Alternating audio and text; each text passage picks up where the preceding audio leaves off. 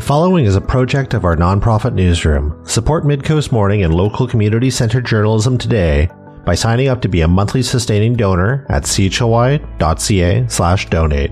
It doesn't take much money to support local news. Hello and welcome to Midcoast Morning. I'm Joe Pugh. It's Election Day Eve. If you head to the polls on Saturday, you might notice some slight tweaks to the voting experience compared to past provincial elections.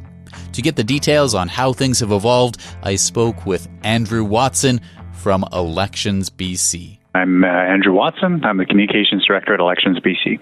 And can you tell me what might look different this time around as people head to the polls? Yeah, so one thing that might look a little different for voters in the provincial election in BC is that we are using a bit more technology in the voting process this election than we have in the past. There's two main things we're doing. One is using laptops to manage the voters list electronically. So you may recall from past elections, you go into the community center or gym where voting is taking place, and at the voting stations, there would be large paper voters lists that the election officials there would use to cross your name off the voters list when you vote. For this election, we are using laptops to do that, and all that information will be shared electronically and close to real time with voting places across the province. So if you vote in Nanaimo, all the other voting places in BC will know that your name has been crossed off the voters list. The main reason we're doing that is because it helps us provide better service to voters. Something else you may recall from past elections is that when you voted on election day, you had to line up at a specific voting station, even if other voting stations in that voting place had no lineups at them. With the use of technology, we're able to serve voters on a first-come, first-served basis, and that makes the voting process easier for voters and helps us provide better service to them. The second change is that we'll be using electronic tabulators to count paper ballots. Voters will still mark a paper ballot by making an X or filling in the circle next to the candidate of their choice. But instead of that ballot going directly into a ballot box, it will go through an electronic tabulator first, and then it will fall into a ballot box beneath the tabulator. The reason we're doing that is because the tabulators allow us to report results very quickly on election night. We expect results to start being published on Elections BC's website within about 15 minutes of polls closing, and we're hoping to have about half the results reported within half an hour, which is much faster than what we've seen previously, where the first results didn't start to be reported until about 45 minutes after polls closing, and then would be reported throughout the night on election day. So if I'm watching and following along the election results at home, I should have a pretty good idea pretty quickly after the polls close compared to past years? Yeah, so we absolutely. We tested using this technology in provincial by-elections in 2022 and 2023, and that was for sure our experience. Results came out very quickly in those by-elections compared with past years. Within 15 minutes, we started seeing results being reported, and then they would be reported quite quickly after that. I think voters will be familiar with electronic tabulators. They've been used in municipal elections in BC for many years, and they've also been used in other provincial elections in Canada, in Ontario and Alberta, for example. So we found the machines to be very accurate and efficient in terms of reporting results quickly. And we've also already been through the advance voting process. How did that go this time around? Yeah, so advance voting concluded on October 16th, and we saw record turnout at advance voting for this BC election, which was great to see. We had the most advance votes ever in a BC election, with over 1 million, just over 1 million advance votes being cast, 1,001,331 to be exact, over 6 days of advance voting. That's the most ever in a BC election, and beat the previous record of around 671,000 advance votes in BC's last election in 2020. Several hundred thousand more advance votes being cast, and it's something we've seen over several elections now, that advance voting is becoming increasingly popular for voters. It's a convenient and accessible option. and it has increased in usage significantly, over the past 20 years.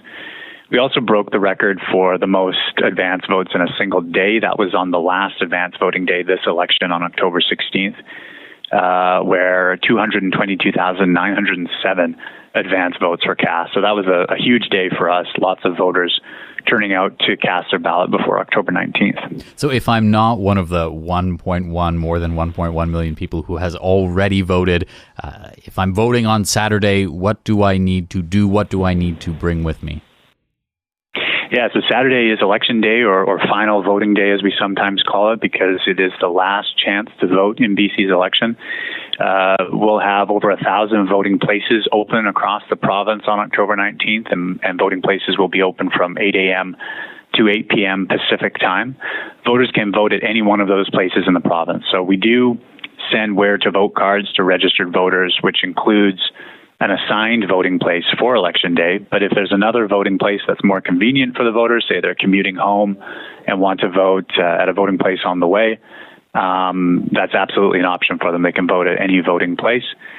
Voters can go to wheretovote.elections.bc.ca to find all the voting places that will be open on October 19th. And they can also call Elections BC at 1-800-661-8683, and we're happy to help you find the voting place nearest you to cast your ballot on election day. In terms of what to bring, we just remind voters to make sure they bring ID with them to the polls, and it does help to bring your Where to Vote card if you can. It's not required to vote, but it does help our election officials serve the voter quickly when they go to vote. So if I'm out of town but still somewhere in the province, say, I don't know, visiting family or something, and I haven't voted yet, I'd still be able to do it on Saturday? Absolutely. You could vote at any voting place in BC on Saturday if you're an eligible voter. Are there any things in particular that Elections BC is keeping their eyes on to make sure everything goes smoothly this time around?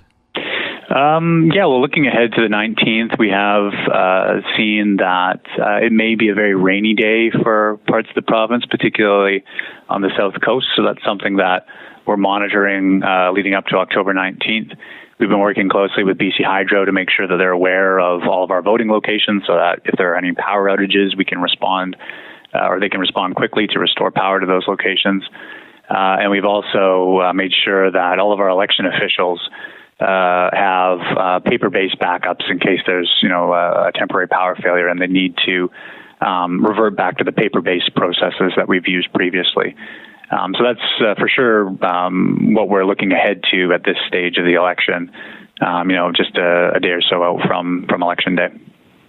And when we make changes to the way we vote, things like the new machines that have come in this year, how do those decisions get made?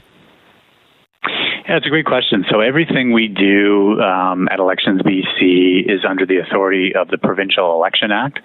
And that is provincial legislation, which is passed by the Legislative Assembly of British Columbia.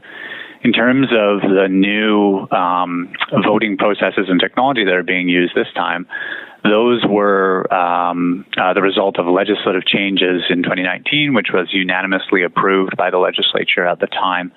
And that gave us permission to use more technology in the voting process. We were actually planning on adopting this technology in the election that was scheduled for 2021 in BC. However, an unscheduled election was called in 2020. And because of the pandemic conditions at the time, we didn't have time to implement these new procedures. But they are established in legislation and the directions of the Chief Electoral Officer of British Columbia. And that is how changes to our voting process come about. For Elections BC, what does a successful election look like? I think a successful election for us is an election that is accessible and inclusive for all eligible voters in the province. So that's something we put a lot of effort into to make sure that BC elections are easy for voters to vote in. We make sure that there's lots of voting opportunities from the day the election is called all the way up until polls close on October 19th at 8 p.m. Pacific time. And these include things like voting by mail, voting at any district electoral office in the province, advance voting, as we've seen. Obviously, that's a hugely popular option for voters this time around, and then voting on election day. So for sure, a successful election for us is one that is easy for voters to access, and that everyone has an opportunity to cast their ballot. You mentioned voting by mail earlier on. We were talking about advanced voting. Do those numbers you shared before include ballots that might have been submitted by mail? Do you have an idea how many of those there were?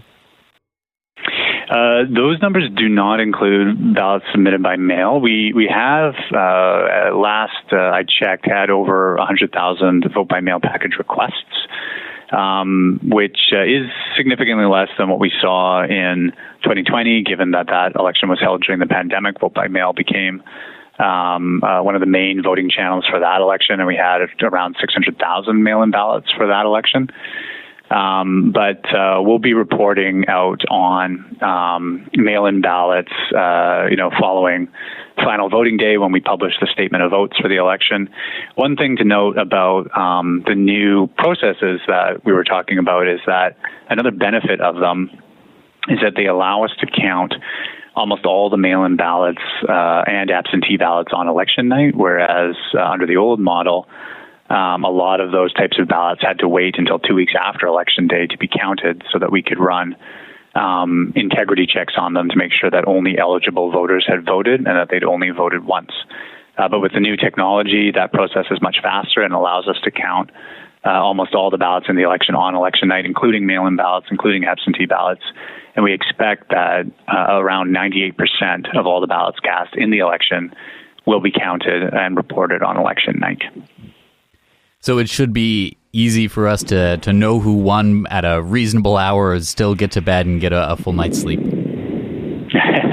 Well, it definitely makes the scenario that we saw in 2017 less likely, where on election night it was not clear who would go on to form government after the election, given the closeness of that BC election. And we did have to wait until the final count process about 2 weeks later before it was clear, what the outcome of that election would be.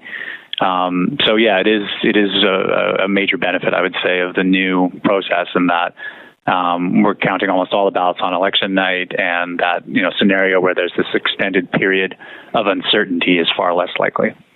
Is there anything else you think it's important that people know ahead of Saturday, October 19th? No, I would just say again, if you haven't voted already, please get out and vote on October 19th. Andrew, thank you so much for taking the time to speak with me. Okay, my pleasure. Thanks very much. Andrew Watson is Communications Director with Elections BC. Midcoast Morning is made possible by the Community Radio Fund of Canada and generous listeners like you. Support and grow our nonprofit newsroom project today at chly.ca/donate with a monthly or one-time donation. With your support, we can expand Midcoast Morning from 2 to 3 original programs per week to cover local news, current affairs, and arts and culture. Ahead of Saturday's provincial election, I headed down to Maffeo Sutton Park to get some thoughts from the public on how the campaign has played out. First of all, do you live in BC? Yes, I do. And have you been following this provincial election campaign? So I've already voted, so I know something about it. Oh, what are your thoughts on how the campaign kind of played out, what the issues were? Like, what were you thinking about when you were voting? I was thinking just to vote, not so much about who's going to win, more about what I personally, which way I wanted the vote to swing. And what are some of the things that maybe influenced your decision? What are some of the things that are important to you? Okay. Some of the things that are important to me are, obviously, it's the environment is very important. I think that, we're just spending too much on, random things and not really looking to the future and thinking what's going to be here in, 20, 30 years from now. And I'm voting more for the planet than anything else.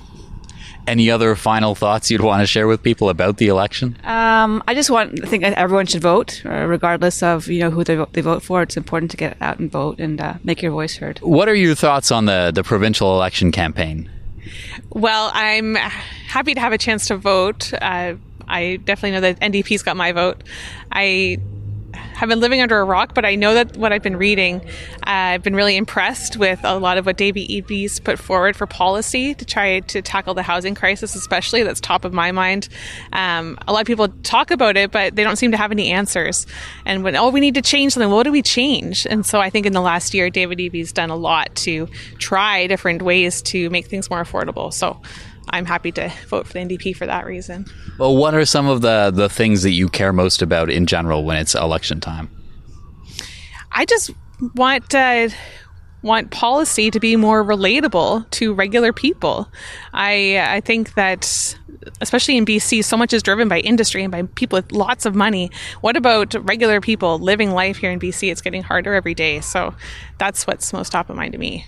And are there any things you feel like maybe the media doesn't always cover when it comes to an election campaign, or anything you'd like them to do differently, questions you'd like them to ask?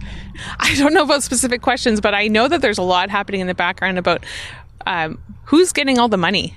Where's the money going? And those are the tough questions to ask. When decisions are made, like, who are the real people that are benefiting from this behind the scenes? And no one wants to ask those questions because you might get in trouble for it. And guess what happened? We came back from Toronto. Then I was like, we need to make another trip. And we came to Nanaimo, if that's how you say it, or Nanaimo. Nanaimo is the right word. Yeah, and then we just booked the hotel and we figured out there's no like Uber or something here. I think if anyone in power if anyone is here listening to me, like in election or something, I don't know much about politics, but all I want to say is that, if there's more mode of transportation here, like transit or something, that would be awesome, because we came from the airport to Travelodge and it took us like $45. We don't mind that, but like I'm just saying, if there was an Uber or something going on here, that would be much better. And have you been following along with the election campaign? For the most part, yes. And what are your thoughts on how the campaign's played out? My thoughts on how the campaign has played out. Embarrassing for everyone. Can you elaborate why? Lack of preparation for the public. People, like parties not having their platforms ready, fully costed, in enough time frame that they let it happen post writ dropping, whereas it's not like they didn't know the election was coming. So I think they could improve on that so there's better communication for the public so they can have more time to be informed, because people are very busy. And so in the election campaign, I don't know, what kinds of things do you think about, pay attention to? What maybe influences how you vote? Definitely the platform. So I would look at all the platforms. Everyone is whipped in every party in some form. So the individual may have their own set of values or desires, but ultimately they have to toe the party line in some fashion. So being able to look at the platform is super important to me, to inform me. And I'm looking at things around accessibility and poverty reduction, so people can get their basic needs met and have enough agency because they have enough emotional and cognitive capacity to not just be in survival mode all the time. So those are the things that I'm normally looking at. And then, of course, I say of course, but I'm always looking at the planetary aspects, because if we continue to degrade our environments, that degrades our personal well-being, and then we have less health and ability to do the things that are important to us and be the people that we want to be in the world. We have to outsource and export, and we then succumb to the neglect that we experience. We pass that on and we start being neglectful and lacking, not out of necessarily desire, but because people just can't do it. When the media is covering an election campaign, are there any maybe different kinds of questions you'd like to see asked, or different approaches, things you feel like we could be doing differently covering an election? Definitely. I mean, most media is owned by entities that want to give a certain narrative. So I think it's really important to communicate clearly I don't think you can rely on the media to give you accurate information and to give accurate representation or reflections of what's truly going on. Science and research are things that journalists pick up and make headlines out of, and that politicians who aren't necessarily experts in those fields in any regard also spout to the public. So I think it's really important that the media be very discerning, that groups that are taking on independent media give really clear communications, and that the parties also offer really clear communication so that people can compare and contrast easily and make the information accessible, not behind paywalls, make them very easy to read and comprehend, because again, most people are just doing a really quick overview and then carrying on, and they're doing it on their phone while they're in line waiting for something that's more waiting in line at the healthcare center because they don't have a family doctor on a Thursday that they're missing work for and they're already stressed. I think most people aren't sitting down for long reads on political campaigns or platforms. So I think we have to meet people where they're actually at, what the reality is, versus what we want from people or assume that they're doing, because most of our assumptions are incorrect. Any final thoughts you'd like to share on this BC election? I hope that people vote. I hope that they vote beyond their privilege and beyond their sense of comfort or access needs, because so many people are struggling and we can do a lot better. Thank you so much for taking the time to share your thoughts. Have you been following the election campaign? Fairly well. And what do you make of it? Well, I'm hoping that we still have an NDP government at the end of it. I don't want the Conservatives ever. I'm definitely not a Conservative fan. And so what kinds of things influence how you decide who you're going to cast your vote for? Well, I listen to what I hope they're trying to say in their policies, and sometimes it's scant. The NDP, we know, it's a known quantity. I've always voted for them. I will continue to, because I think basically they have a better plan. And I think the Conservatives are trying to turn the clock backwards, and that's not a good thing. Are there any things when folks are covering election campaigns like this one in the media that you wish they would do differently, or different questions they would you'd like them to ask? No, I think the media has been very good, and I thank them for being there. I feel the media is very important, and I do listen to the radios a lot. I think people don't listen well enough, because there is so much. Sorry, I'm going on, but there is so much that's in the fight. First of all, you gotta be knowing what they're talking about. And I, fortunately, because I'm a senior, I have my place to live. I'm not looking for work. So maybe it's unfair for me to make a blanket statement. I'm not in a position where housing is hard for me. I'm in a good position. And because I'm in a good... The other thing, yes, I do remember. I want to hear as much as I can about the environment. We need to protect it. That to me is important for everybody. So are we going to hear enough? That's the one thing I wish was covered. But it's not the media's job. You are doing your job. It's for them to look at what we are dealing with in the way of the environment and come up with some kind of protective policies. Have you been following along with the election campaign? A little bit. I think more than the average person, but maybe right in the middle. And so what kinds of things are important to you? What do you try and look for when you're thinking about how you're going to vote? I'm trying to think of the support that citizens get across a wide variety of situations. People who don't have homes, people who are struggling with addiction, not just me or my situation specifically. And when it comes to election coverage in the media, are there any things you'd like to see done differently, or any different types of questions you'd like to see asked? Anything along those lines?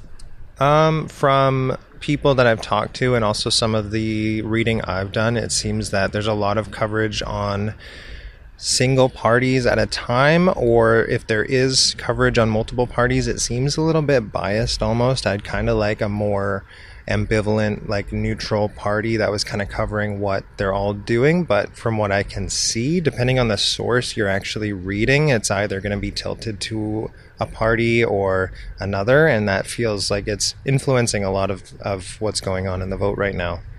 Do you feel like the things that are important to you have been talked about during this campaign so far? Sort of. Unfortunately, I feel like this is just a thing with Canadian politics in general, but a significant amount of time is kind of just spent throwing rocks at other parties, and I feel like that's not helping anybody, and it kind of eats up a lot of time you could be spending talking about what your party wants to do and how. Are there any other thoughts you'd like to share on the election or BC politics? I think that not necessarily anything specific. I just kind of wish that parties talked about themselves a little bit more, because I have a lot of friends who are trying to cover the election, but they still don't know what each party wants to do for themselves. They just kind of know how they feel about the other parties, and it's a little, I don't know, uninspiring that way. Are there any other final thoughts you'd like to share on just this election, how it's unfolded? I honestly hope that people think about who they're going to vote for instead of doing what their parents did and things like that. And I hope more younger people come out. Members of the public sharing their thoughts on this fall's provincial election campaign with me Thursday in Maffeo Sutton Park. Election Day is Saturday, October 19th. That's our show for the day. Thank you for joining me. I'm Joe Pugh, host and producer of Midcoast Morning. Jesse Woodward is our executive producer, and Arby Frew is our technical advisor. You can sign up for CHLY's newsletter at chly.ca/subscribe for updates from our nonprofit newsroom. Our theme song is First One by local Nanaimo band Waste Management. If you have a story you'd like us to cover, email us at news@chly.ca. That's all for now. I'll talk to you on another Midcoast Morning. Midcoast Morning would not be possible without the funding of the Community Radio Fund of Canada's Radio Meters program and listeners like you. Midcoast Morning is a project of CHLY's nonprofit newsroom. Support nonprofit journalism in Nanaimo and on the Salish Sea today by becoming a monthly sustaining donor at $5 or more per month. Support the program at chly.ca/donate. If you're already a supporter, record a voice memo telling others where you're listening from and why they too should support our work. After you're done, you can email it to us. Also, share the podcast with your friends. While Meta is blocking Canadian users from sharing news content on their Facebook feeds, you can still share our podcast directly with your friends via Facebook or Instagram Messenger. Finally, this program acknowledges and gives thanks to the Snuneymuxw First Nation as we broadcast and podcast from their traditional territory. Thanks for listening.